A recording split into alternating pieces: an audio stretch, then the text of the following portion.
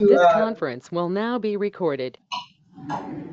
Sorry. Moving on to our agenda, are there any changes or corrections to be made at this time? One. Okay. It's on the confidential agenda, item number 25.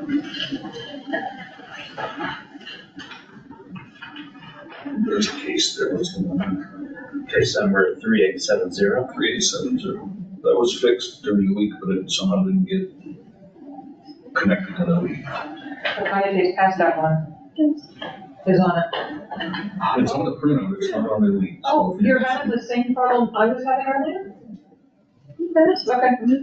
Okay, can I get a motion to amend the agenda to include case number 3870 in executive session? It's not showing up when you're in a lead. Yeah. Can I get a second? I second to 3870. Thank you. Can I get a motion to accept the change? Motion to accept the change? I second to accept the change. All in favor of amending the agenda? Aye. Aye. Opposed? The motion carries. The Thank you, agenda is Jeff. amended.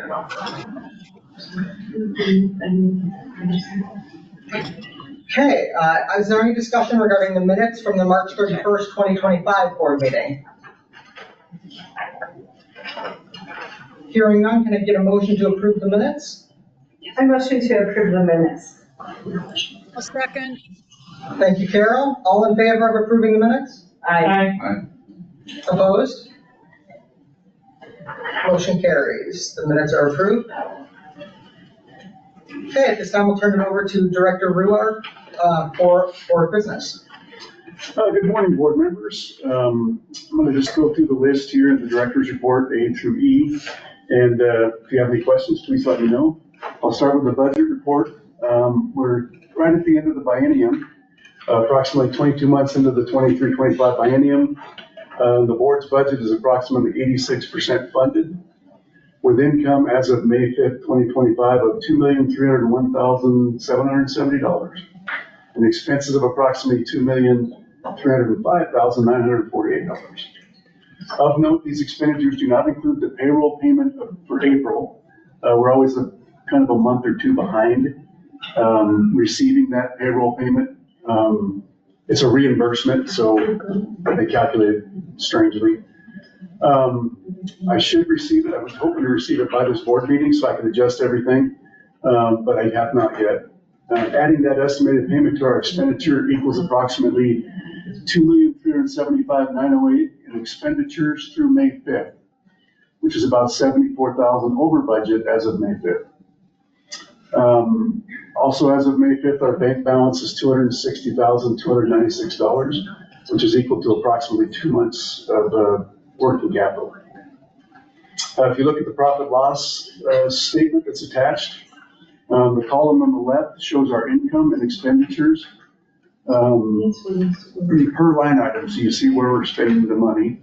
And then the second column is our total budget for the entire biennium. You can see how much we have left of that line item. Any questions about the budget?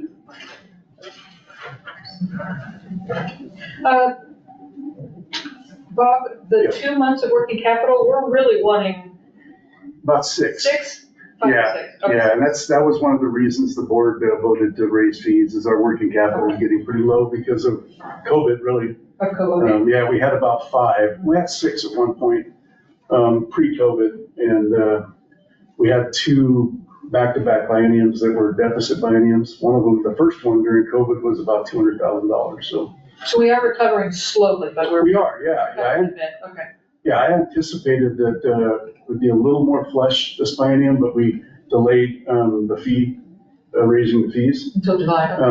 Until April, I think, is when we started it. But we are recovering. It's starting to get that balance back up. So. Thank you. Bob, I have a question regarding overall something in the budget with your schedule and your position working with FSMTV. I was wondering if you could just clarify, because there's such intersecting, I'm guessing, things that you're doing, how that works with your time and FSMTV, budget. It doesn't impact our budget. FSMTV pays for everything, really. I do give my time to FSMTV for those couple of days every other month. Not any expenditures. The FSMTV pays for the flights, they pay for the food, mileage, everything, so. Okay, and then, just because I don't know how the state works in this way, like when you're doing those conferences and that stuff, is that still under your OBMT umbrella of time? It is, yeah. Okay. Yep. Thank you. Just wanted to clarify that for myself. Any other questions about the budget? Carol? Thank you. So the second item is our customer service policy. So DAS, statewide policy, which is listed in my director's report there. It was implemented November 18th, 2024. It requires all state agencies to develop an internal customer service policy and submit that policy to DAS by March 31st. And further, DAS must review the policy prior to implementation. I submitted it as requested, and on April 7th, I received confirmation, which is attached to this, that that the policy, not police, looking at my error in the report here, met the required criteria from DAS. So it's been approved by DAS and is attached for the board review. I believe, since this is a board policy, it has to be approved by the board as well, so.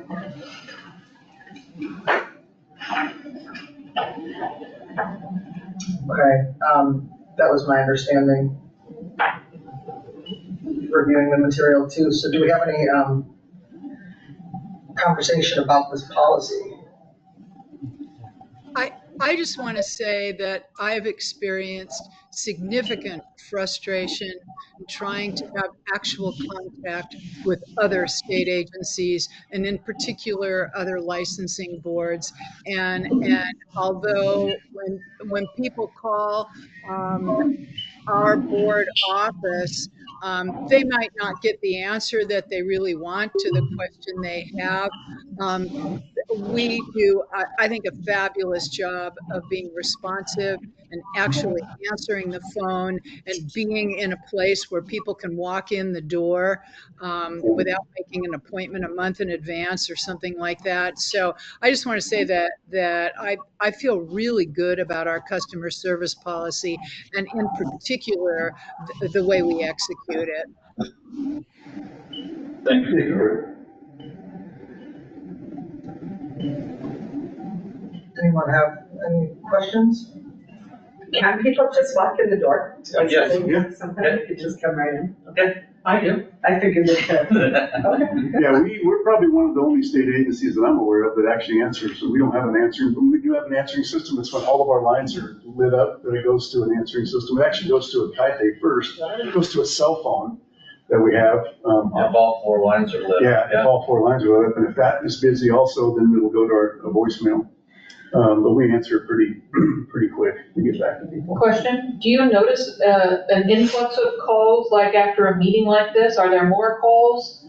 There's no Beginning rhyme, of the month. there's no rhyme or reason, but sometimes it's pretty, As towards the end of the month, beginning of the next month, like the last week of, say, May and the beginning week of June. Okay. That is usually a busy period because people always call in about their renewals. And questions, do I have carryover? Yeah, do I have, About to start. yeah, do I have carryover? Did I do this right? Can you check and see if this is like, so that's where we get the biggest influx. So in mid-month, it kind of tapers down just a little. Technical problems logging into their accounts and things like that. So those 2 weeks are busy. But Yeah. Can I guess I have a clarifying question with the strategy being a 1-day turnaround for emails. That is, one, I love it and applaud it. Is that like reasonable if we have somebody sick, out on medical, things like that? it's the goal. The goal is a 1-day turnaround. It's written in DAS policy. That's what the Okay. governor's office wanted. Got it. Is a 1-day turnaround. And, But yeah, I think in reality, there could be times that it could be longer than that. You know, the biggest thing I think is you know, making sure that we get back to them, making sure that we, if we're out of the office, that we make sure our email shows that, so people know that they can, you know, get somebody else, and they're not waiting a week or 2 weeks for someone to get off vacation to hear back. But yeah, those are goals that are set. It's what what DAS wants us to do, and you know, it can be difficult, I think, especially if we have, you know, flu season and things like that. But we definitely strive to make that happen. Yeah, I wondered if that was their goal or our goal, Yeah. and because I know how lean we run. Okay. They do authorize us to put messages on our voicemail or our email if we're traveling and things like that, so that they at least get an automatic response Yeah. that says, I'm not gonna respond. And I guess about the email part too, just as a workflow question, do we have sort of stock responses that we can send about the most common questions that save that time? I have a Word document that probably has 40 different canned responses, because sometimes they are just a simple question like that. You know, how do I log in? What do you do this? You know, so I have a whole bunch of them that I've kept for years that are just simple canned responses I can cut and paste. And then if I need to tailor it a little bit towards that specific question. Yeah. So in May, at our, not May, I'm sorry, at our traveling board meeting, one of the work items is to go over our frequently asked questions. And we'll do it as a staff before that board meeting. And then that way you'll see what we kind of think it needs to be. But then if you guys, as the board, want to add some stuff, we'll do that too. So it's time we've done that. We haven't done it for a while. I would actually, when we're moving into that, I would love if you could send that to the board. What the staff comes up with, you could give us a few weeks lead on that, and we could put ourselves in the headspace of that person and go online and see if we can find the answer through a naive lens. Like, can we source the answer reasonably? Or can I give it to my spouse? Like, you're a new person, can you find this? And maybe stress test it a little bit so that we can come up with some better feedback for staff at the board at the business meeting. I like that. I like it. It's a good idea. Okay, then if we don't have any other concerns or questions about that, we can I get a motion to approve the customer service policy as presented? I move to approve the customer service policy as presented. I second. Thank you. All in favor? Aye. Opposed? Motion carries. Thank you. Okay. So board member recruitment. I have some great news regarding board member recruitment. Yay, Doug. We have a board member position that is required to be a public healthcare professional who is not a licensed massage therapist. This position's been pretty hard to fill over the last few years. I'm happy to report that Doug Giles was appointed by the governor and confirmed by the Senate and began his term May 1st. So he's his first board meeting. Welcome to OBMT, Mr. Giles. Thank you for volunteering to serve Oregonians. We appreciate it. Do you want to give a speech? You're sort of the unicorn of health boards. Yes, we are. I don't think we've had a public health member since my second meeting. Yeah. So how many years was that? Well, We had an Just issue doing it. Four? that only made a couple meetings. So, Ronnie? I guess it's not. Yeah, it's a very difficult position to fill, and so we're really happy that you're filling that. So I really appreciate the. And look forward to your points of view. Honestly, I think PT is gonna be a perfect fit. Yeah. Oh, absolutely. How long have you been PT?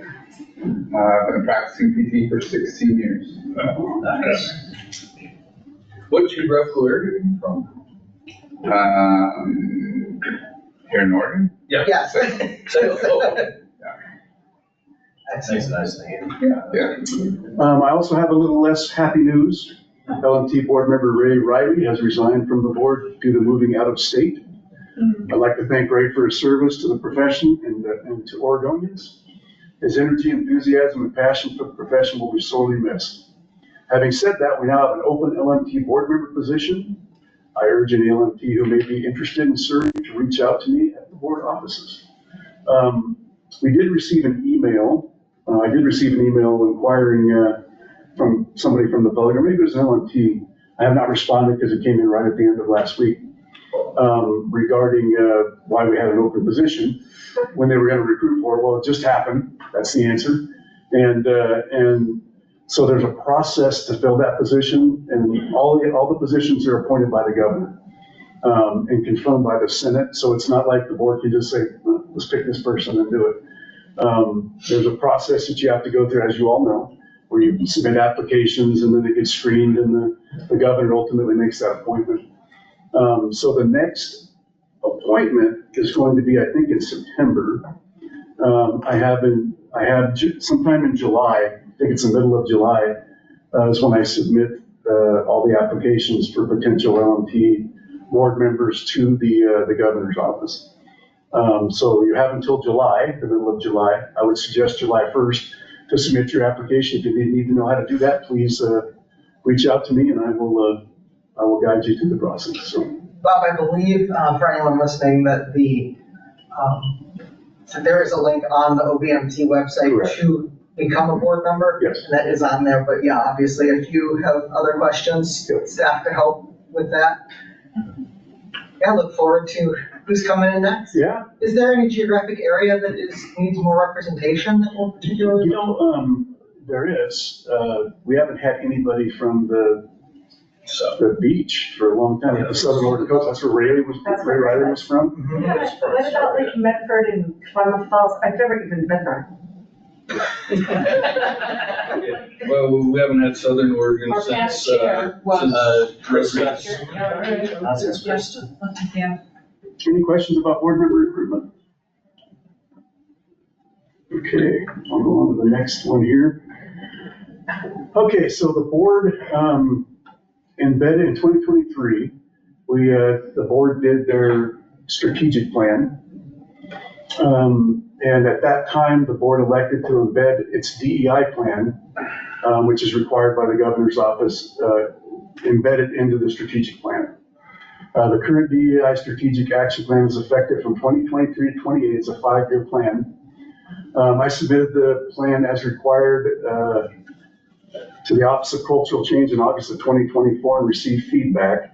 So I had to update every year. They make me, or not make me, they want me to submit the strategic plan, some of the progress we've made on it to the governor's office. And I usually submit it after your business meeting so I can present it. We can talk about it. You guys can do what you want to do, refocus the efforts of my efforts or whatever you'd like to do with the strategic plan.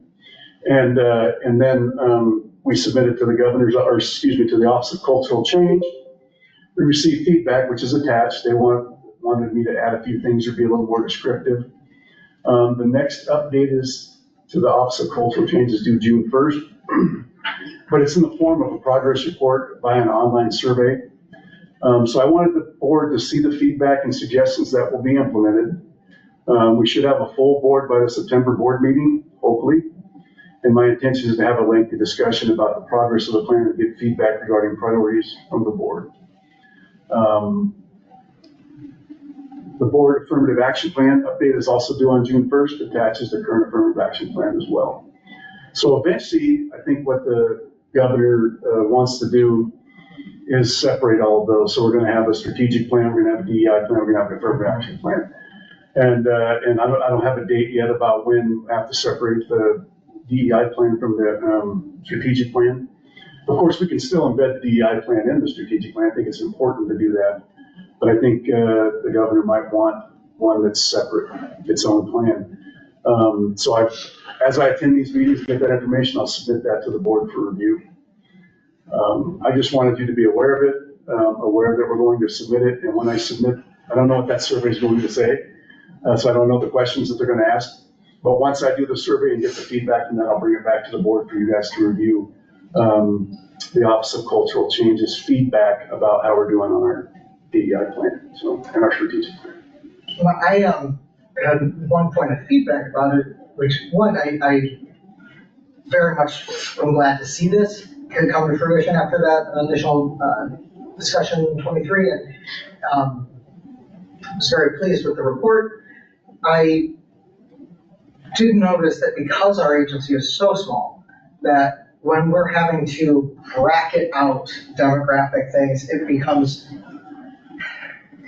can come across as like very tokenizing in a way. It's like, we have one person of color, we have one person with this, Oh, yeah. you know, and that is, I understand why we're doing that. Mhm. And if we had 300 people, it would not look like that. Yeah, But I want to, let's just make sure that when we are, that we're both acknowledging all the diversity that we do have, and keeping it as generic as possible, so it doesn't, it doesn't have that feel of Yeah. tokenizing people gotcha. for their different categories that Yeah. might be marginalized or othered in any way. So, yeah, I think that we do have some diversity, particularly when we talk about things like disability status, like sexual orientation, gender, things like that. And if we could talk about it in a way that's, is that making sense? Where No, I know we're not- exactly what you're saying. You know, as the person that wrote that, it was very uncomfortable. Yeah.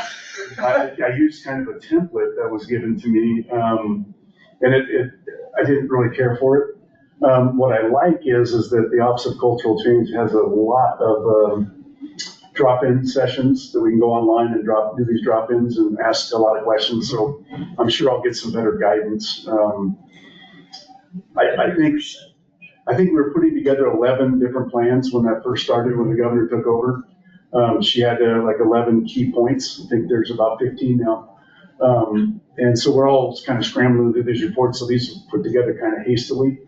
I think as we're updating these plans, we'll probably be a little more culturally sensitive, maybe is the way to put it. So. Yeah, I think the reality of being in Oregon is that we do have a very high likelihood of having white English-speaking American board board members, but we do also have some diversity that we can speak to that maybe people just wouldn't be like, hey, put me down as the person with this. Mm-hmm. Or that we can wrap into that, like that we represent our diversity well. So I'm glad that, just reading it felt like, oh, this is a very tiny agency to have to do that. Yeah.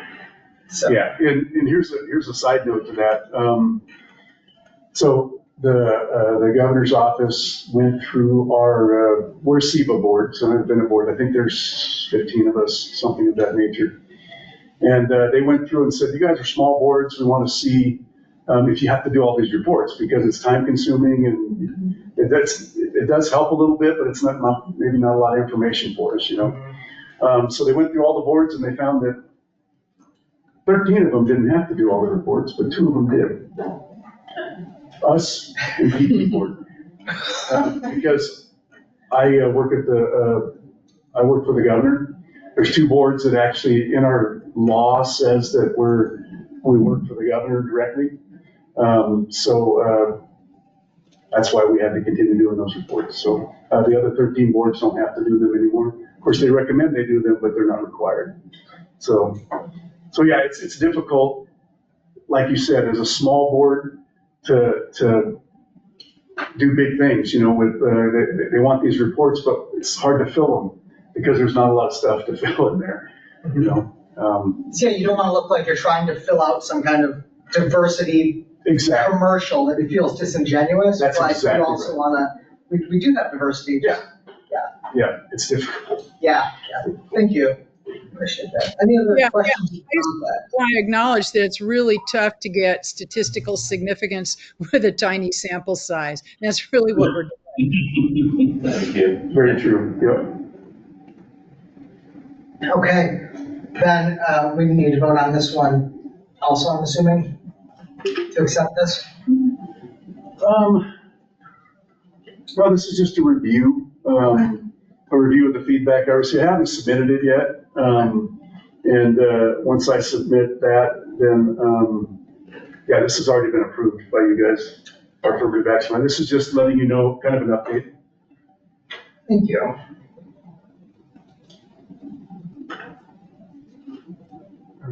So the next one is FSMTB update.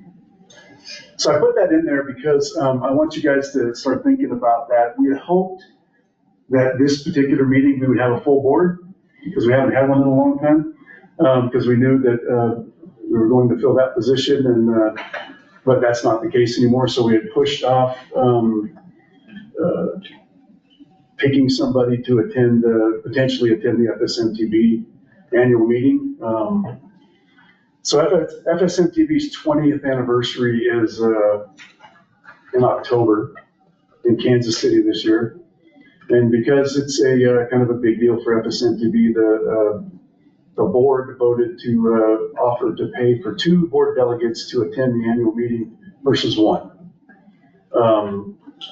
So I'm trying to give you guys a heads up if you want to do that today, to say who might be going to the FSMTB meeting. Usually it's the board chair is one of those positions. That's traditionally how it's been. But we have to, if you want, you have to decide if you want to send another person. And if you do, maybe decide who that person is. We could push it off to another meeting, you know, if you'd like to think about it or like that. But I want to keep it in the forefront if you want to do that. If you don't, that's fine too. October seems a long ways away, but it's really not. It's just around the corner. Is this the same thing when you went to Washington DC? Yeah, I just want to say, I'm not seeing that on our agenda. Never mind, but, not sure if that's an issue. It's part of my director's report. Okay, thank you. Yeah, I saw that in there, just not as an agenda item. Since we're down a person who I think might want to go, would it, I would like to put it off till he's here. Okay. Same here. If we can do that. Yep. If you could just, give us a shout out again on those dates, so that if Doug wants to, he can. October 5th through 7th in Kansas City, Missouri. Scott went with you to Washington DC. And I did, I saved my FSMTB conference packet to gift to you, so you have a clue of what FSMTB does. So I will give you that today, and that might help you see, like, if anybody wants to look at it, what happens at the conference, what that might look like, and do that at the next meeting. I'd love to take care of that then. Okay. So the OBMT biennial audit is the next item. I received I had a meeting after the last board meeting. I had a meeting with other SEBA board. We decided to continue with Moss Adams, which is our auditor that we use to do our financial audit.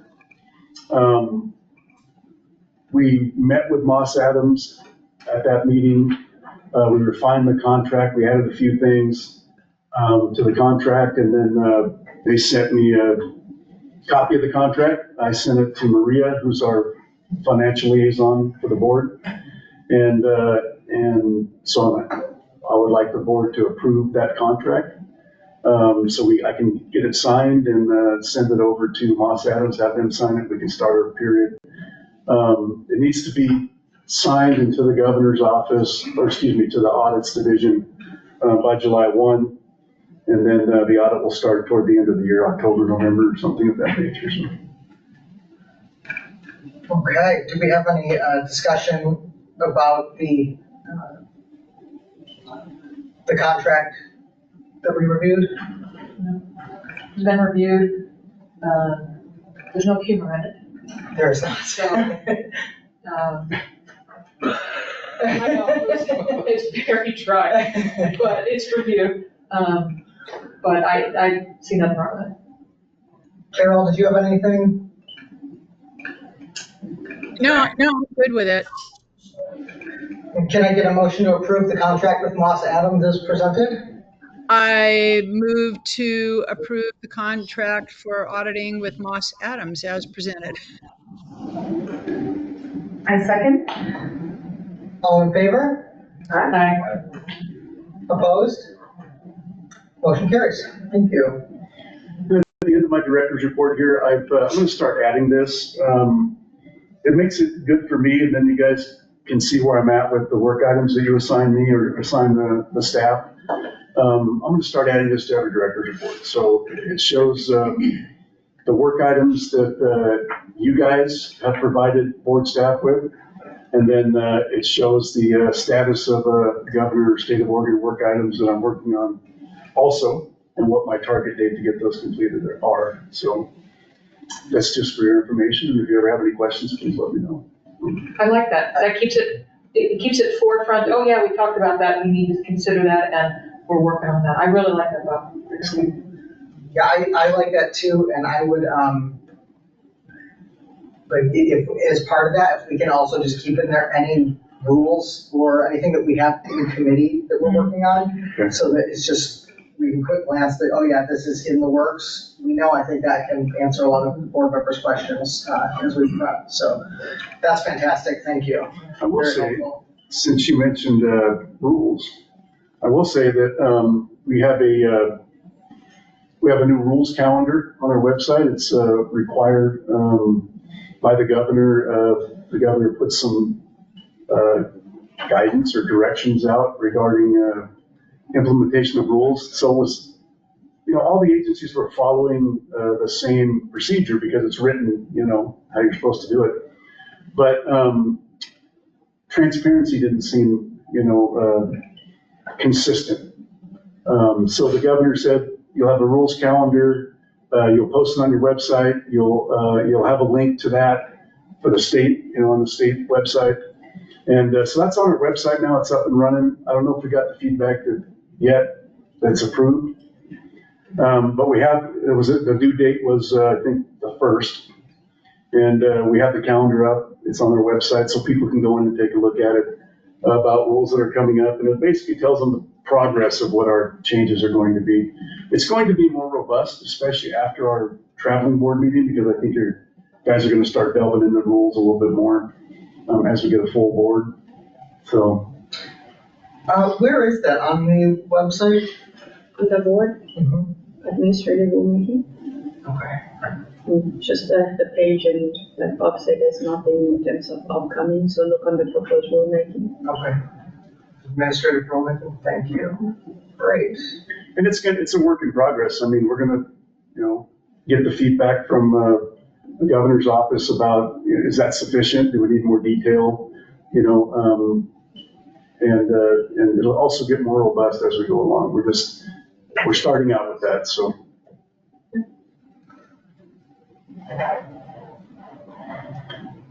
Excellent. Yeah. Any questions or anything else for Bob? Okay, thank you, Director Ruler. Moving on to compliance. Thank you, Chair Rebecca. So licensure continues to move forward at a brisk pace. I would say it's even picking up a little bit. But no issues. We're handling it there at the office just fine. One new thing potentially for licensure is there is a offering to the state now for a program that will monitor all of the licensees' fingerprint status and kind of in real time. If you're aware now, upon renewal, board staff, me, runs a criminal background check on all the renewals.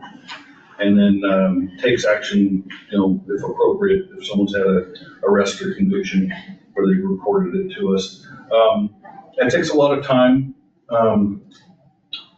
This new program, as I understand it, would put everybody's fingerprints into a database, or at least not their fingerprints themselves, but their ID SID number. And then if an individual was to have contact with law enforcement that was adversarial, that would send us an update telling us that LMT so-and-so was arrested or convicted, et cetera, and be able to allow us to address that and review it and act upon it if necessary, almost in real time versus potentially a 2-year lag.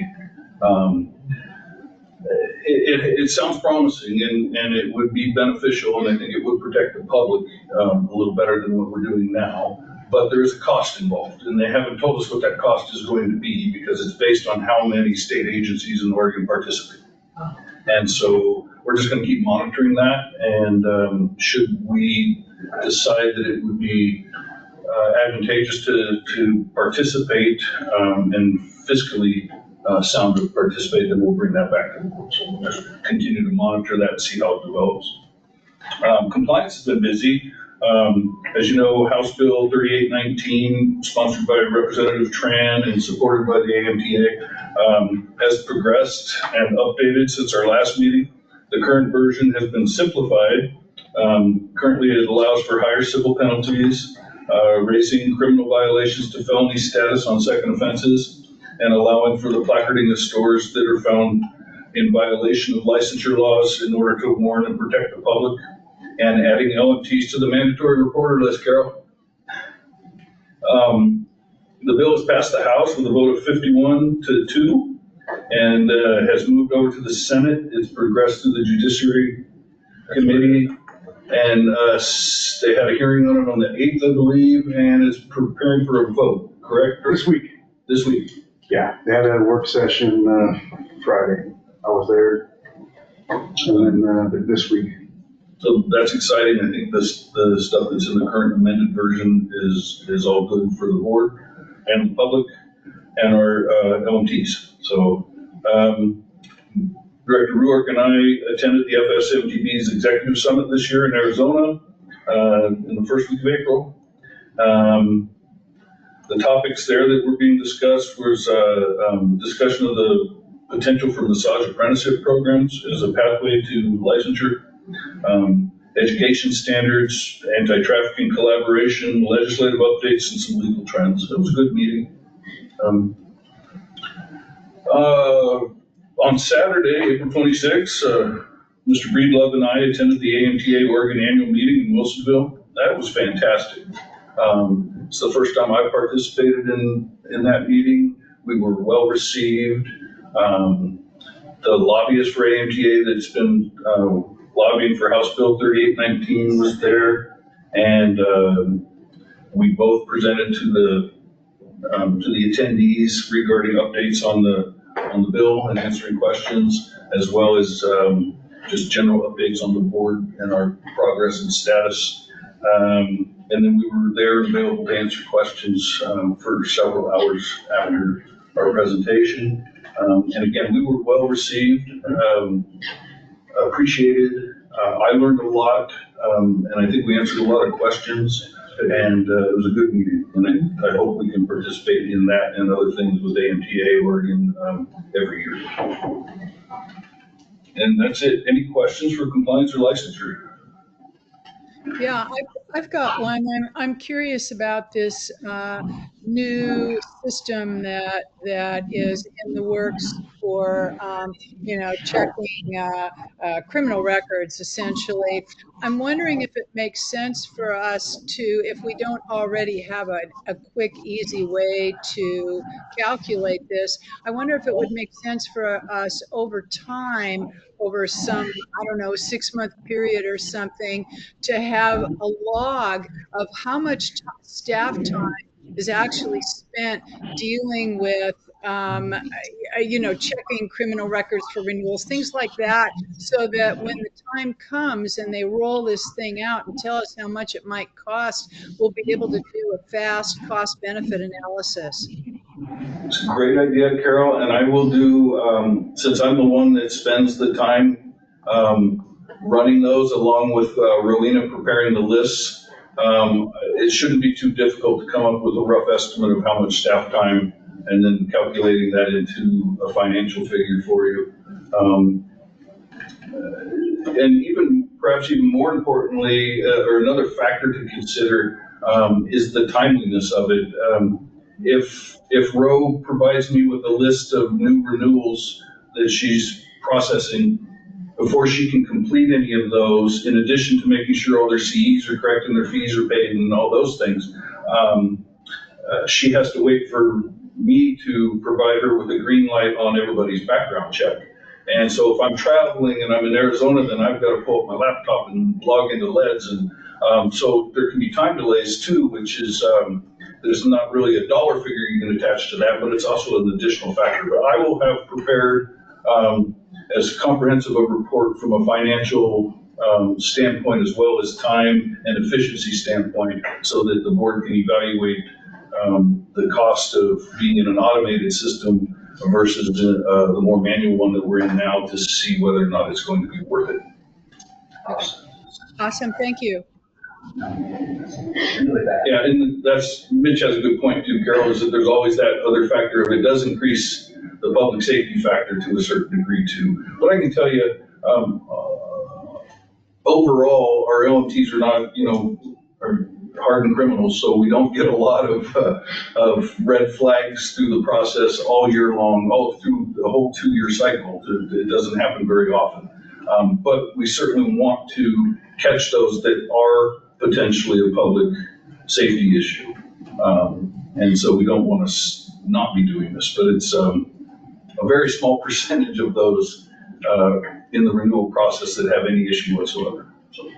Jeff, is this an in-state company, an out-of-state company? I believe it's tied in with the state police, but it's on a federal level.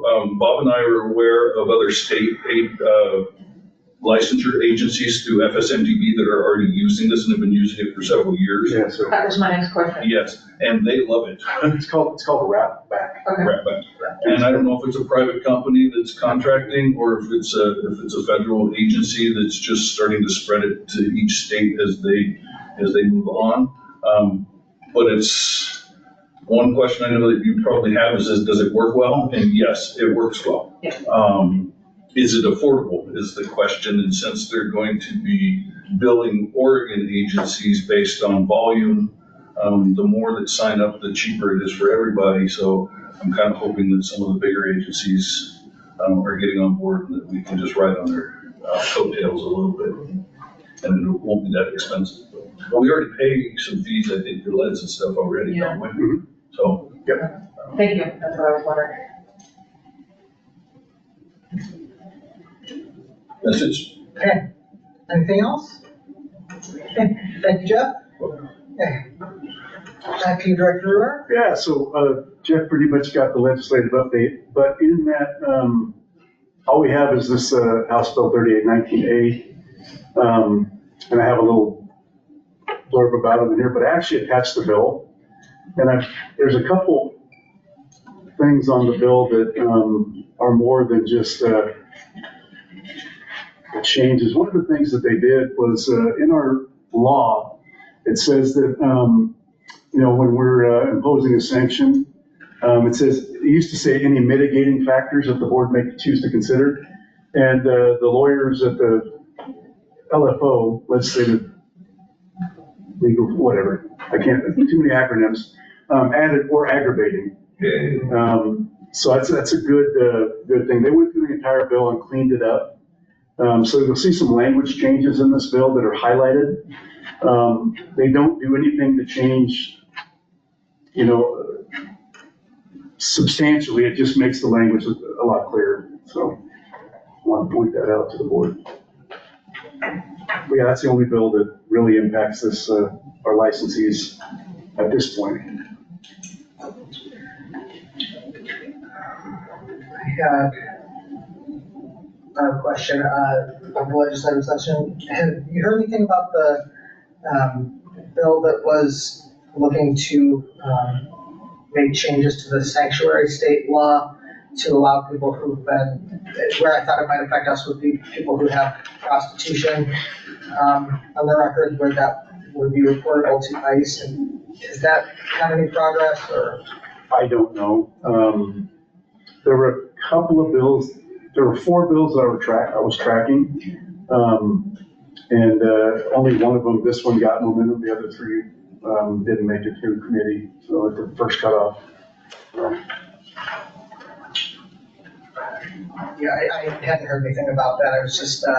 Yeah, I'll take a look and see if I can find it. Because it's my understanding at this point right now, we don't link none of that information. Yeah, I don't have that information. Yeah. Okay. Any other questions about our legislative session? Okay. I think this is a good time. Could we take a 15-minute break, please? Could I get a Motion to take 15-minute break? Second. all in favor of 15-minute break? Aye. Okay, all opposed? Motion carries. Let's come back at 10:12. Sure.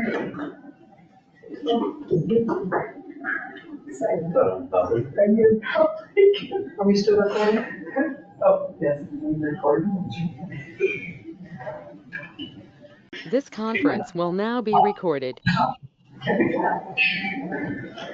Welcome back, everyone. And just a reminder, if you're in the room, the microphone does pick up on like all ambient sounds and conversations. So we keep those to a minimum. And if you're calling in, please keep your mic and your camera muted until public comment when you're called on. And Kaite, did we have anyone else join that needs to introduce themselves? Yes. We have somebody by the name of Henry. Say Hannah. Yeah, that's me, I'm here. Okay. Honey, Could you introduce yourself, please? I was on the phone earlier and it got disconnected, 9090. Okay.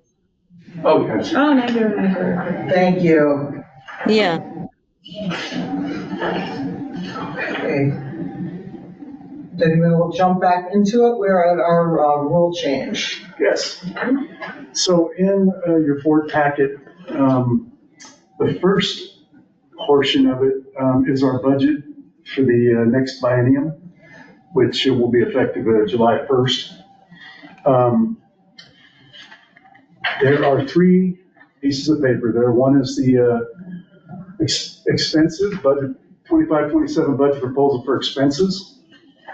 The second one is our biennial 25-27 budget for revenue. And this one here is personnel costs. It's a breakdown of our personnel costs for the entire biennium. Let me go through, I'll go through revenue first. So we anticipate, so I'm a little late with the budget. I want to say that, first of all, this should have been done at the last board meeting, but I wasn't sure when exactly we were going to implement the fee change. So it's very difficult to build a budget for the next biennium when you don't really know what the fees are going to be. So I had to wait till this board meeting to see when they became effective. So we anticipate having about $2,967,500 in revenue for the next biennium. That's based on historical data. And, some of these things we can figure pretty precisely, like, licensing fees and people that are renewing, which is under the licensing fee. Things that we can't, about half of that, like civil penalties, we have no idea what we're going to get for civil penalties. We just have to take a historical look at it. And so any questions about the revenue? I mean, I don't want to go line item. I will go line item by line item if you'd like. But you can see on the right-hand side, it's the percent of change from the 25 or from the 23 to 25 budget. So some things went up for revenue, some things went down, anticipated less revenue. Overall, it's about a 10.34% increase. That's, that's being conservative. I mean, we've been in a deficit budget, so we have to build up our reserves a little bit. It might be a little more than that, but I think that's a good conservative guess. Any questions about revenue? None? Okay. So at this point, we need to. Well, I'm going to do the whole presentation. Oh, sorry. And approve the budget. Thank you. That's okay. Yep. The next one is our expenses. If you look, it goes all the way back two bienniums, so 21, 23, and our current biennium, and then the proposed budget for the new biennium. In the right-hand column, so this lists every line item of our expenditures. If you look on the far right, that's the percent adjustment from the previous biennium. As you can see, some of our expenses went down, some went up, and it's based on historical data. Overall, it's about, 5.5% increase in expenses, which is, again, a little conservative. I'm trying to build some cushion in there a little bit, which is what you have to do, when you're building a budget.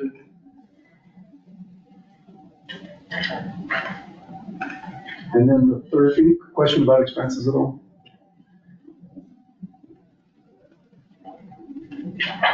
And then we'll go over personnel costs. These are a little bit difficult to, because the unions are still negotiating contracts. So I don't know what kind of COLA they're going to get. So we're assuming, I can put their step increases in because I know who's going to get a step increase over the course of the biennium. But I'm assuming a standard 3% COLA, which is what I did last year, but it ended up being 15%. So, it's very difficult, and this is kind of the standard that we use when we're making these kind of accounting things. Any questions about personnel costs? You have to excuse me, I got a little bit of a cold, so my voice is not.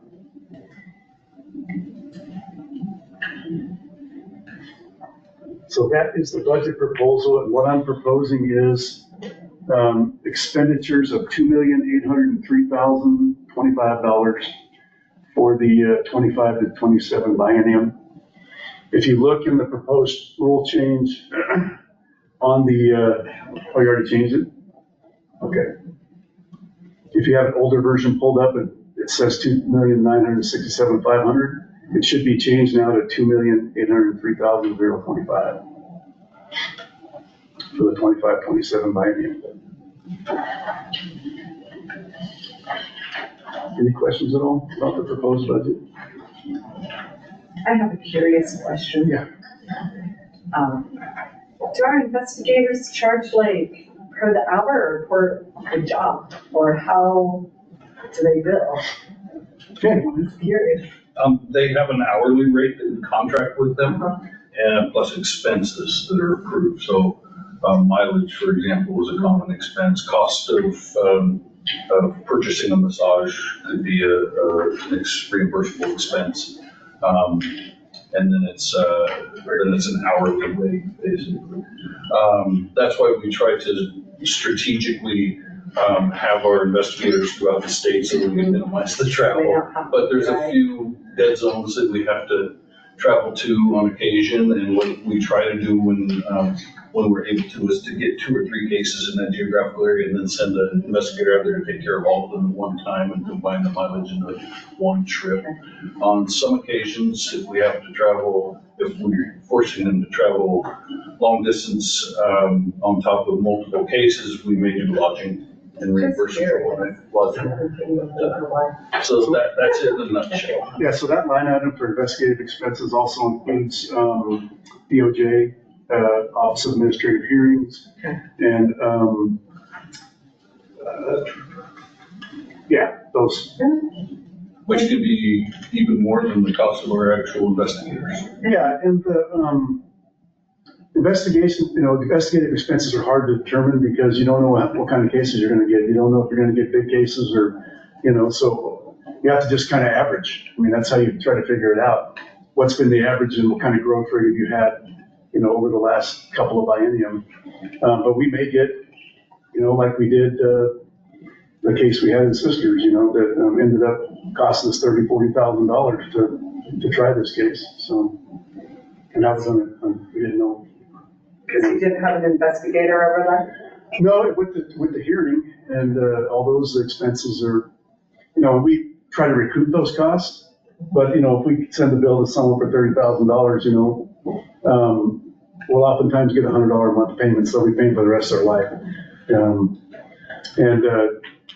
DOR does our collections for us, so we don't have to do any of that. We send it to DOR, they collect that money. And they'll oftentimes accept, you know, payment plans based on income. So, That's Department of Revenue. yeah, in that instance, I got it. I mean, So, Yes. sometimes at the end of the tax season, we get a little extra payments because Department of Revenue will pull their tax refunds with us. Yeah. Well, it looks like postage is quite a bit. Maybe. yeah, we sent out, it's actually a lot less than it was. We used to mail out, you know, licenses and it saved us several $1,000s. Tens of thousands. Yeah, tens of thousands of dollars to not do that. We switched our borderline to an online format, and that saved us tens of thousands of dollars. And then, Reminder. yeah, and our reminders, yeah, for renewal reminders. We do those all electronically now. But most of that's notices that we send out. We have to send them out certified mail. When you do discipline, every one of those have to be sent. Regular Regular mail and certified mail. Oh, All of them okay. have to be sent regular and certified both. So that's where okay. Yeah, and then I haven't found a way to trim that.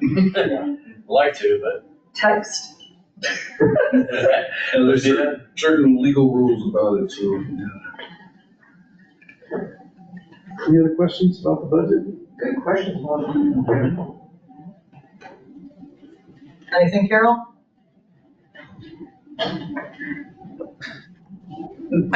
I do exist. I'm thinking about the possibility of us being able to increase the amount of our civil penalties.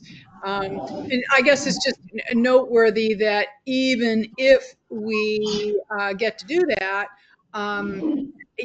collection is a whole other story if people are Correct. $100 a month. Yeah.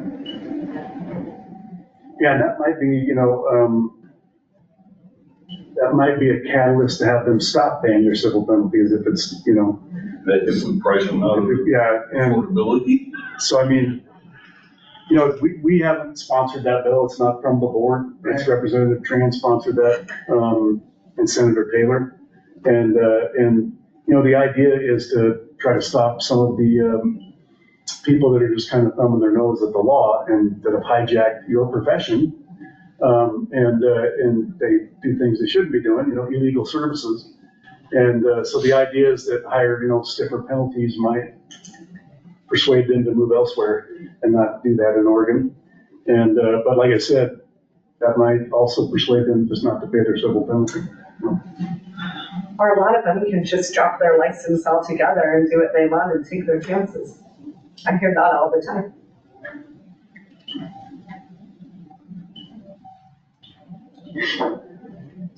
Okay, do we, So, go ahead.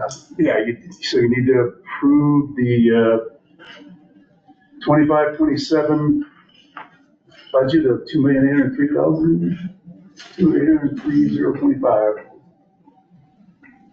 Can I get a motion to approve the 25-27 budget as presented? I motion that we approve the 25-27 budget as been presented by Director Roy. I second it. Yeah, that was Melissa. All in favor? Aye. Opposed? Motion carries. Thank you. Okay, so now, the proposed rule change, there's two of them. One is the budget that we just discussed. The second rule change is the predetermination law. So that predetermination law was approved at the last session, and it has been vetted by DOJ. In fact, the boards kind of got together and said, we want to be consistent the way that we approach this. So some of the boards went to DOJ and got some kind of model language, so the boards can be consistent in the way that they approach it. So when you're dual licensed, you're not having to do something different here and different there. So that's pretty much model language. I got that from DOJ. I think it's been vetted, and so it's ready to go. It's a requirement that we do the predetermination based on a Senate bill that was passed. So that's the second rule. Anything to add to that? No, it'll be interesting to see how it plays out. Like, if we get any or, how, Yeah. and it'll be, I think, probably a little bit of a learning curve to get any. Absolutely. Like, put them through the process and, We'll get some. yeah. We get the phone calls 5 or 6 a year But wait, it's, I would think more than that. So you guys might be the ones to. to try. To test it out. Yeah. We test drive in that, I'm sure. So what's the motion to move it to the rules hearing? So what happened at the last board meeting, just since I wasn't here? On this rule, what happened, did you guys move to initiate rulemaking on it at the last board meeting? What happened at the last board meeting on it? You said, did they? Not on this, no. Oh, not on this, okay. No, this is initiating it right now. Oh, yes, yeah, so you're just gonna vote to initiate rulemaking on this, so then it can go to the hearing and get the comment and all that stuff. Okay, can I get a motion to initiate rulemaking? I think Carol had something. Yeah, plus, I'm kind of excited about this. I personally know some people who backed away from paying the money to go to school, to take the big financial risk when they may or may not have been accepted as a licensee due to a past criminal offense. So I'm glad that people are going to have some sort of opportunity to take our profession if they're entitled and they have a sense of whether it's going to work or not. And I move to accept this the rule, or to initiate this, correct? Yes. Initiate the rulemaking process. Okay, just for clarity, can you just say that one more time? I initiation. move to initiate rulemaking around predetermination. No, the whole thing, right, budget as well, so just move into rulemaking process. Yeah, and There are two rules that we're discussing. One more time. I move to initiate the rulemaking process around predetermination. Can I get a second? Second. All in favor? Aye. Opposed? Motion carries. We gotta do the budget too, right? Or does it do the whole thing? We gotta do the Yeah, that's budget what I was too. thinking, just move it, big level. To initiate rulemaking for the budget. Okay, sounds good. Okay, so we just need to initiate rulemaking for the budget also? Yeah, the updated budget. Okay, can I get a motion to initiate rulemaking for the updated budget? I move to initiate rulemaking for the updated budget. Second. All in favor? Aye. Opposed? Motion carries, thank you. Director York, Sure. regarding the predetermination language and the collaboration between all the involved boards, are they developing a form and stuff that will be universal as well? Or do we need to be working on that? Well, and that's one of the reasons I was up early today, because I was thinking about that. There are some samples that are out there that I've received, and so they do need to be personalized, yeah. But I think there's already some samples that are. If you want to send those to me, I'd be happy to start working. Sounds great. And Director York, piggyback on that, there's already a list of things that we wouldn't, right, if they committed like this or that, right? There's not a list? We're not the same as teacher standards where we're adopted that predetermined list. Good to know. So We do have some that we consider non-starters. So there's only one mentioned in the rule, and it's if you register as a sex offender. It's actually in our rule, but everything else says in our rules. This board's been very good about that, giving people opportunities. It basically, our rule says that the board for licensing someone with a criminal background like that, the board has to take all these things into consideration. time since, what they've done, things like that. So that's all listed out in our rules, but we don't have a disqualification. And we had, in the past, we've had people call in and say, why don't you do that? And the board has kind of rejected, saying these are, no way we're gonna do it. In the past, the board rejected that. They kind of like the idea that they want to give people a fair shake based on their situation versus saying that there's these 5, if you have these 5 convictions, you're not going to ever be a massage therapist. So. There are circumstances that can be very individualistic regarding how that happened and how long it's been and what they've done to mitigate it, et cetera. Thank you. Okay. If there's no other discussion on that, we can move on to our next agenda item, which is the traveling board meeting. So, the upcoming traveling board meeting, it's September.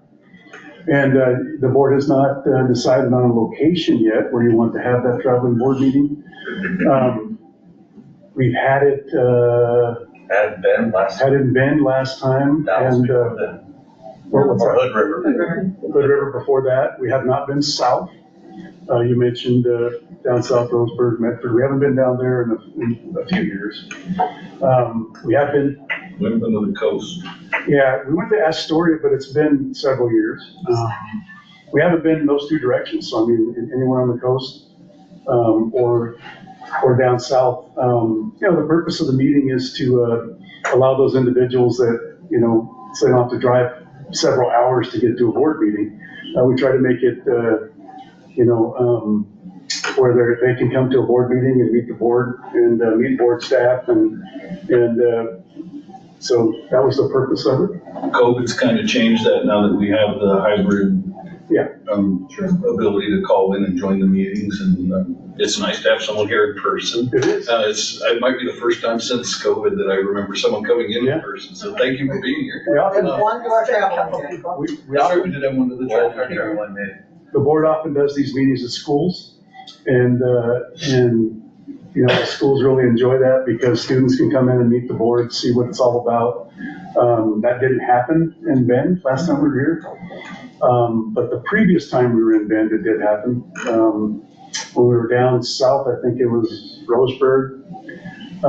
We were at a school and we had the entire class came in during their class and meet the board and ask questions and things like that. So we'll try to set that up too if there's a school nearby. What's that? In Ashland. Yeah, there's a couple of schools. My consideration for September. College. Yeah, Rogue is what we do.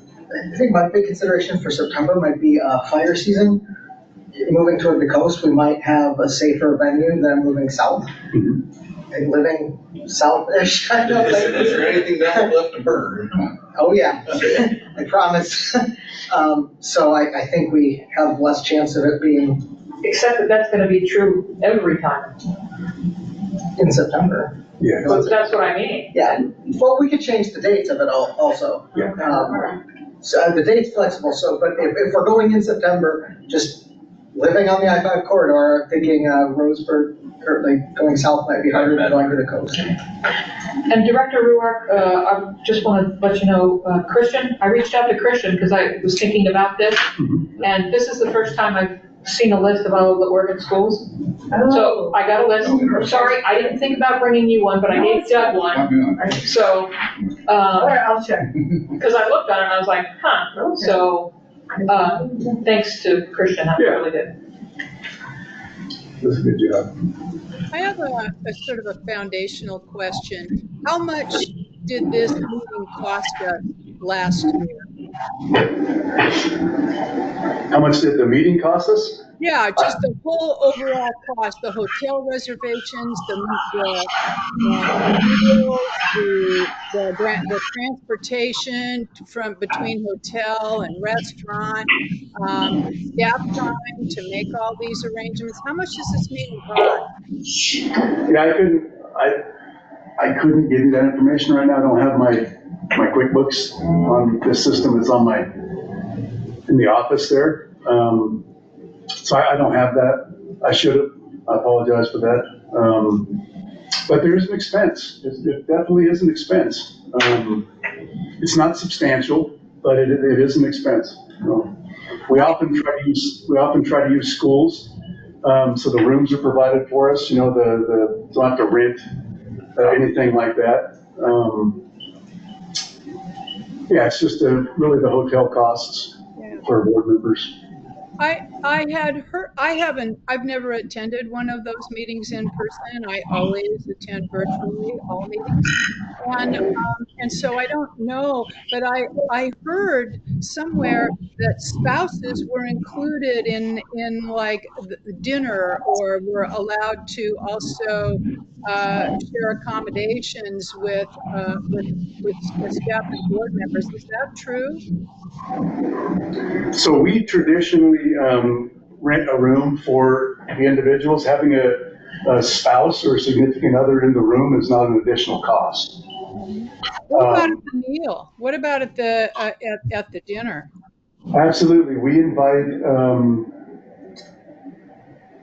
if spouses would like to come, we don't often get a lot of them. We have in the past had a couple of spouses for the dinner.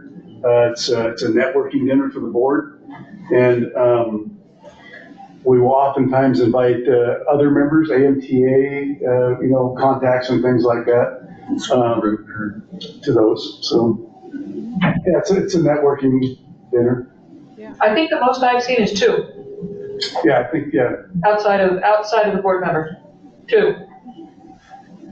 Well, I want to state again for the record that my position on traveling board meetings hasn't changed. You can go back and read the minutes from a year ago, and I said a similar thing to what I'm going to say now, and that is that I think that given our ability to have hybrid meetings, and for interested parties from around the world, if they choose, join our meetings virtually, I see little need for going to various parts of the state so that that various stakeholders can meet us and find out about us and participate and observe a board meeting.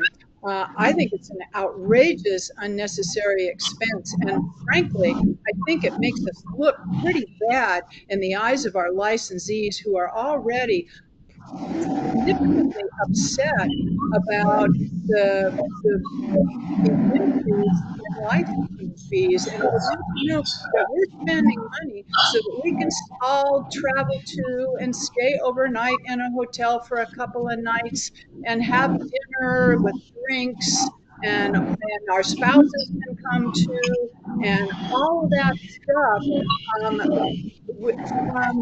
from the idea that they can participate in a meeting which nobody participated in last time. We had no people aside from all of us in the meeting that was held in Bend. I just think it's outrageous. I think we need to not do this anymore. Kara, I appreciate your perspective, and that you did voice that last year, and I think you raised some good points. I do want to clarify a few things. We did have someone attend last year. Not that it's robust, but someone attended the year before also. I just want to acknowledge those people who did show up in the room. And we don't ever cover drinks at meals or anything. That stuff's not covered. I do want to say, as somebody who does attend,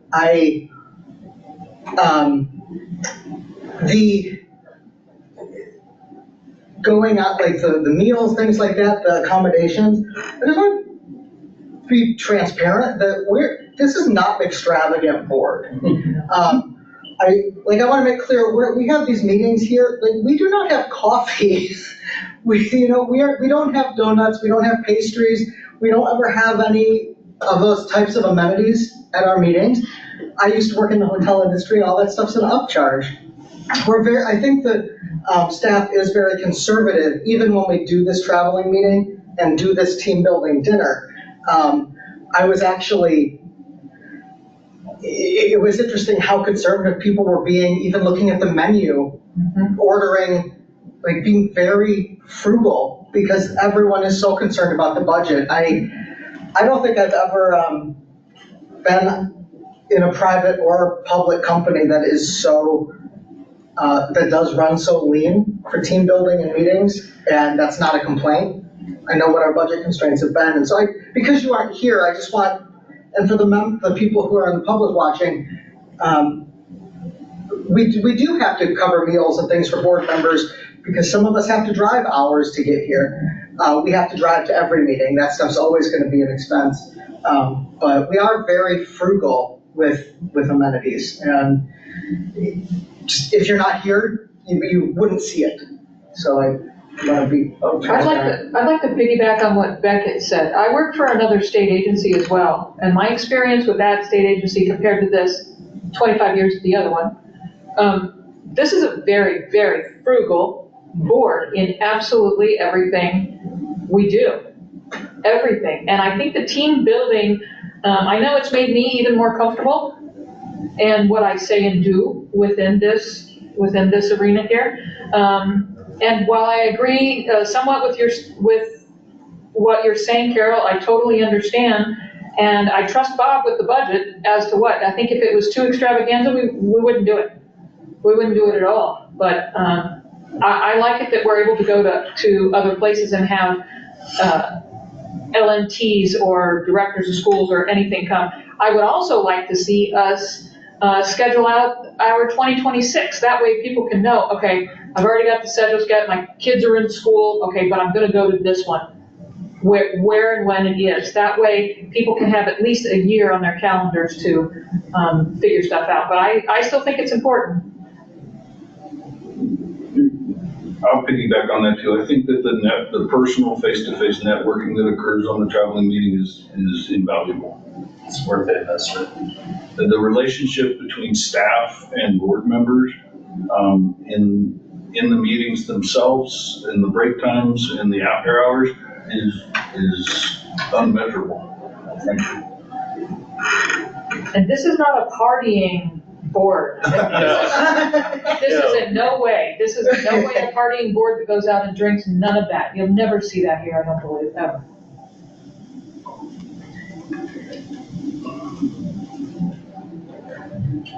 Are we tabling this or deciding where we're gonna go? Well, we have it on the schedule, so we do need a place. Cool. So I threw in my 2 cents about the coast and smoke. But I mean, it's always a gamble with fires. But does anyone else have a consideration they would like to throw out, or? I was told last time we usually go where schools are. So, but if we went to the coast, there are no schools on the coast. Correct. So. We went to Rogue, and had a really, really nice turnout. And I know you have some contacts, and probably Christian does also, that we could probably get a really good turnout. Oh, in Grants Pass? Road Community College? Medford. Medford. And this is going to be, so the traveling board meeting is a working 2-day meeting, and I load you guys up, especially this meeting, with a lot. Last board meeting, we went over policies. I'm rewriting the policy manual, so you'll have all those policies to look at. This time, all the finished ones. I've been trying to keep up with updating them. And there's gonna be a lot of work at this meeting.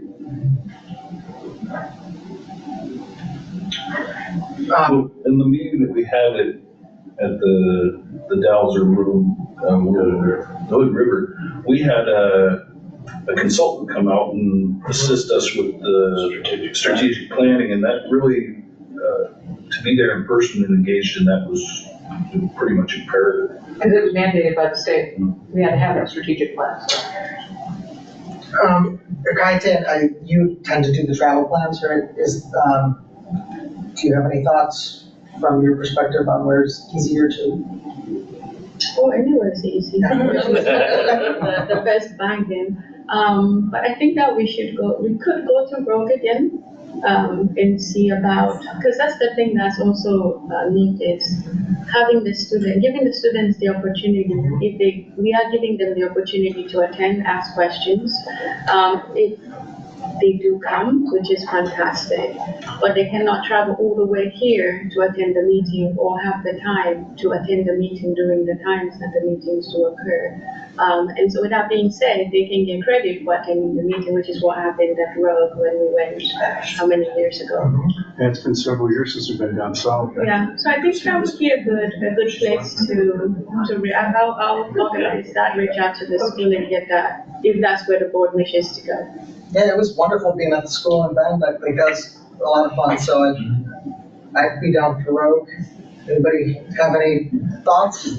We had quite a turnout, like I said, last time we were down the road 6 years ago, or 5, however long it was. We had a really robust turnout. I was gonna suggest Ashland, but that festival is going on at the same time. So Shakespeare. that would probably be a much harder, right? So, but I think Road and Grants Pass would be good. And this is something that we definitely reach out to the students there, right? And the instructors tell them and, okay. Okay, do we need to vote on this or just do direction to staff? Do we need to do a better job at reaching out to schools and instructors? Because when we were at Bend, no one came. Well, Part of that was the time schedule. Is it? Okay. Yeah, because I remember they were informed and there was some discussions going around. Pretty name, but. Yeah. And we won't be charged, right? I mean, that's why we do it at the school. Yeah. Okay. Yeah. I don't know if Ashland is big enough. I was wondering when I looked on their website if they. Yeah, okay. And you guys typically stay out of Portland because there's a lot of schools in Portland. We had one at East West College. It's been several years. We did an outreach to the API community and brought in a bunch of journalists to ask questions of the board. And did some outreach. Had that at East West College, and the reason we don't do it often in Portland is because it's pretty close to Salem. It's a quick little drive, so. As Mary is evidence of that. Yeah. Well, so we know we are having one. It is on our schedule, so we do just need to pick a place. I like Road. So, Road. my question again was, do we need a vote or is this direction to staff? I think if there's any sort of indication that beyond that could potentially not happen, right, then you might want to just like take a quick poll on that if there's anyone else that has concerns about that going forward, and if not, then you should be fine to just provide direction. Okay. Like if there's a disagreement, like if you right, like 3 people appear that they didn't want it to happen at all, then it's really good to have a vote on that just to like clarify. Okay. So what our options would be to clarify if we want to travel or have the business meeting would be in Salem otherwise. Right. And then if there looks like there's like a dispute about where it would be, right, like just only like if you're trying to like just make sure that everybody's heard. So then we can just do like a poll or do it as a vote. I mean, either way, it's really fine. I think as long as they're making sure people have the ability to be heard on their thoughts on it. But if it looked like there were enough people that would make it change, then you would probably want to vote just to clarify that. Okay. Then do we want to just kind of, at this point, like go around and state if you have an opinion? So you could just say like, we've heard from Carol that she doesn't think it should happen. Is there anyone else that thinks it should not happen? Perfect, thank you. Is there anyone else who would like to have a meeting in Salem as opposed to travel? I see what Carol's saying with all the licensees being really upset, but I see you guys' point too, so whatever. Okay, so at this point, we carry on as planned for the 2025 meeting. And we can look at going to Rogue Community College. I'm good with that, Road. You guys good with that, Road? Okay. I'd like to piggyback on that, and Bob, would you be able to provide us, at that meeting, with geographic numbers? Oh, how many massage therapists in the area? Yeah. Yeah, I think so, yeah. It's a big community of LMDs. I think it's the third Like The there, fourth largest in the state, if I remember right. It's like even all around Portland. Yeah, we'll do that region. Okay. We'll do a region breakdown for you. Thank you. Okay, Thank you. thank you. Okay. We're moving on to our all schools meeting. We just need to set a date for that. And the all schools meeting for everyone is a chance where staff, I believe there are several staff. The last one I went to, maybe one board member, two, we have to avoid quorum, so we don't all show up to that. We have a virtual meeting where we meet with the directors of the schools and listen to their concerns, answer questions, things like that. It's really just going to take the pulse of the schools out there. So we know what things like enrollment trends are looking like, questions they have about changes, that kind of stuff. They're usually really good meetings. Yeah, very informative. We can't all show up though, because if we have a quorum, we have a problem, so. Usually only one or two of us will. That is really, what staff need to go to that? Well, it needs to be on your availability, first and foremost, I would think. And is it virtual or in person? Virtual. Virtual. When did we do the last? Usually it's in August. It's in August? Mm-hmm. Almost every year it's in August. So we want to set a date in August? Yes. Okay. So that's when they're all back in, a lot of them have summers off, things of that nature. So, Jeff, do you have your time off calendar pulled up? Yes, Christian needs to be available. Is he going to be gone in August at all? I was first going to verify our last all schools for you. There it is. It was on August 14th last year, a Wednesday. And let me move forward.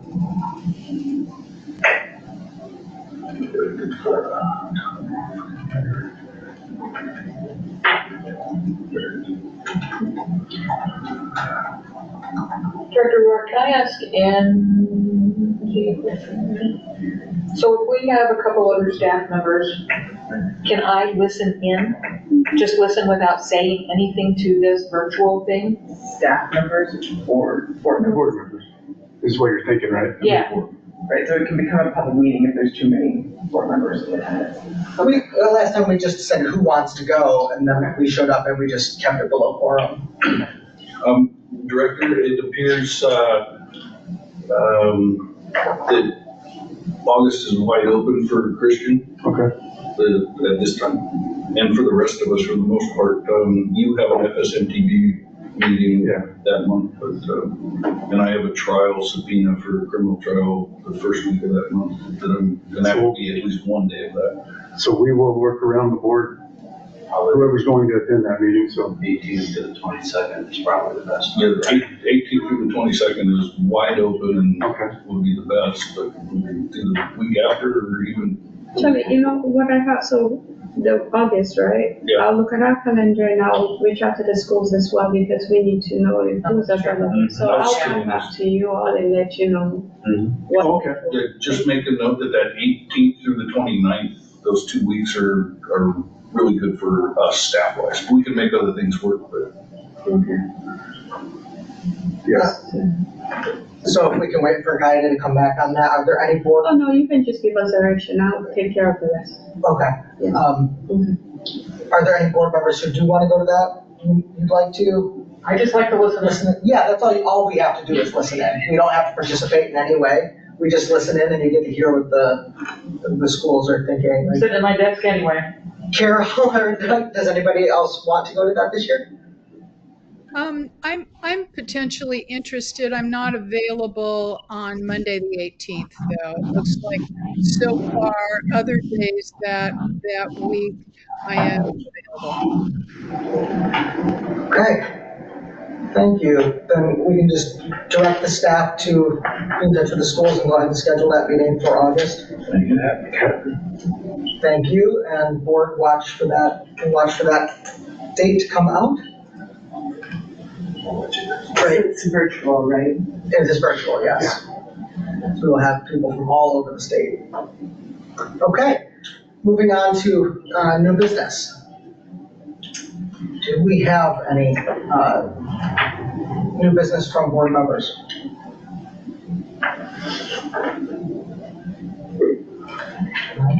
Okay. If we have nothing at this time, then we can go ahead and move on to our public comment period. We'll go ahead and start with correspondence. We have one correspondence which is attached to the meeting minutes. Are there any comments or concerns from the board about our correspondence? I believe that was request for information that was taken care of by staff. Okay, if there are none at this point, we can go ahead and move on to public comments. The public comment is limited to matters on the public meeting agenda or otherwise relevant matters that come before this agency. Comments will not be allowed that are longer than the time allotted by the chair or are disruptive to the agency's conduct of its business. Any member of the public who would like to address the board, please turn your camera on. When called upon by the chair, please turn your microphone on and state your name and license number for the record. Please keep your comments to 2 minutes or less. Excuse me. The Kayate will, I'm sure you can see their names better. Would you go ahead and call on anybody who activates their camera? And before we get to the people online, I'd like to go ahead and start with you here. Great. Again, I'm Mary Elizabeth Smith, and I was inactive license. I started in '82. And in '83 and '84, there's a group of us who became aware that this board was going to be sunsetted. So became very concerned about that and formed a group called the Oregon Massage Therapy Association, which is now defunct. And we worked with the governor at the time and the board, and we made appearances in front of the legislature and so on. So obviously you exist today because of the work we did then. And then we moved on to the phone book. Licensed massage therapists were in the same category as the escort services. A lot of you probably don't know that. It wasn't fun. It wasn't fun. People looking for sex. Well, the penis is a muscle. And it was very disconcerting for a lot of women therapists who had abuse in their background to get these kinds of, and I remember dealing with a few of them. And it was, so we worked with Ma Bell, who ran the phone books at the time, and we didn't have any success. And we went to Dave Frohnmeyer, who was the AG at the time for the state, and he was terrific. He wrote them 3 sentences. He said, first of all, there was precedent in the state of Florida. They did separate them at the time. And he said, precedent has been set legally. You separate them or I'll sue you. And that was it. So from then on, we were called every year to ask for our license because there weren't a lot. We didn't have internet. The only ways really to get your word out was with a little business card or make an association with a chiropractor for referrals or just get yourself out in the community. And I was fortunate that I worked in Multnomah Village. I had a fairly good practice within 6 months. So the ethics and the standards for the profession have been raised. It used to be the massage therapy, the Oregon Board of Massage Technicians. And thank God that was changed to therapist. I wasn't involved in that. So I've had a private practice, very successful private practice for a long time. And it was good to be here today. One of the things that should be emphasized is the amount of energy that goes into investigative and also your daily work. So the fees are not out of proportion, I think. It's just a standard business practice. You know, I hold one also in the city of Beaverton. And I do have a meeting next week with the mayor's office. And I expressed this concern to you. I live on Hall Boulevard, fairly close to the Washington Mall. I'm on the other side of 217. There are 2 massage parlors within 2 blocks. You know, and I'm really tired of it. And I have secondhand knowledge that none of the therapists are licensed. So you seem to know this, and what can be done about this, other than filing complaints? I mean, it's bringing our standards down. I apologize, just for fairness, I do have to limit our time here. That's all I was gonna ask, Thank you. that I am here for this, and I'm happy to work with Jeff on this. So this was good for me to be here today to hear this. I'll just, Because I am going to the mayor next week, and I would like to be able to make all the options available, filing complaints and so on and so forth. and I'd love to speak with you directly in more detail at some time at your. No, I'd like your, how to get a hold of you. I'll make sure you have that before you leave. Well, I will be leaving. I'll connect with you almost immediately then. Okay. But we are doing everything we possibly can about these IMBs. Yeah. Including this new legislative, Thank you. bill. And you're aware that, are the chiropractic board involved in this at all? Why? Because of the chiropractor. Well, there are a lot of them own these places. I don't think that they have the same connection, and with them using their CAs rather than, LMPs sometimes, I don't think they have the same traffic. And I think they're hiding behind the CA. expectations. But we've probably been to those two places that you're talking about, probably multiple times. Seriously? Oh, yeah, absolutely. We don't have the power to shut them down as an agency. Yeah. That requires help from the city. Yeah. And so I could give you some information that you might share with the mayor in Beaverton that might help Beaverton. So if you can call me sometime this week, that would be terrific. Did you give? Do you want me to give you my business card? It was my business card. If you would contact Mr. Breedlove and just give you that card, I will give you some information, some materials that'll help you understand how these businesses operate, our abilities and things that we can and can't do. And then there's some ordinance stuff that Beaverton might want to consider that would make Beaverton, a difficult place for these businesses to operate. That would be terrific. Okay, I'm happy to help you. Just Great. Yeah. Call or I feel very email. strongly about it. I understand, so do we. So I just want to add on, if there's anyone else who might have a question about this, it's actually come before us where someone has a question about a specific location, and we are actively working on that. And even if it's been investigated and addressed, it takes a long time to go through the process. And so it can, depending on so many factors. And so, yeah, contacting the board and figuring that out. Like Jeff said, we can't find out about it, go down there and physically shut it down. But there is a lot we can do. Mm-hmm. Yeah, I assume. And we're getting results. Yes, within the powers that they have, we are getting results. And I will meet with you one-on-one, and Mitch and I will coordinate with you and help you all we can. All right, thank you. Yeah. It was good to be here. Thank you. Thank you for being here. Absolutely. Very exciting for all of us. Thank you. Okay, then let's go ahead and move on to the, Anybody else online? move on to the Oh, people sorry. calling in. Kaita, can you go ahead and call that in, please? Anybody wants to make a comment? I said if they turn on their camera. Oh, Lisa. Lisa. Lisa, you may. Thank you. I appreciate Carol's point of view, but I have to say that the traveling board meeting is a thing I don't think we should get rid of. It really includes the whole state, and a lot of the edges of the state feel marginalized. When it's like the school and the students can put a face to the board as a class instructor, it's invaluable.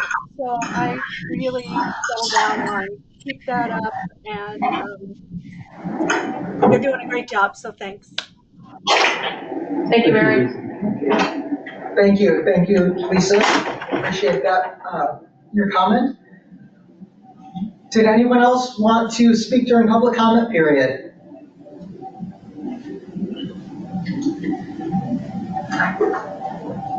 Okay. Nobody else? If there's no one else, I'd like to thank everyone for their participation. And if we have no one else who'd like to speak, I'll go ahead and read us into executive session.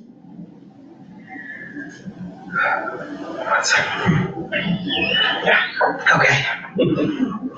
The Oregon Board of Massage Therapists will now meet in executive session pursuant to ORS 192-660 to discuss certain matters of the agenda pursuant to ORS 192-660-2F to consider information or records that are exempt from by law from public inspection, ORS 192-501-4, to review, discuss, and consider written legal advice provided by the Department of Justice pursuant to ORS 192-660-2F, or to consult with counsel concerning legal rights and duties regarding current litigation or litigation likely to be filed pursuant to ORS 192-660-2H.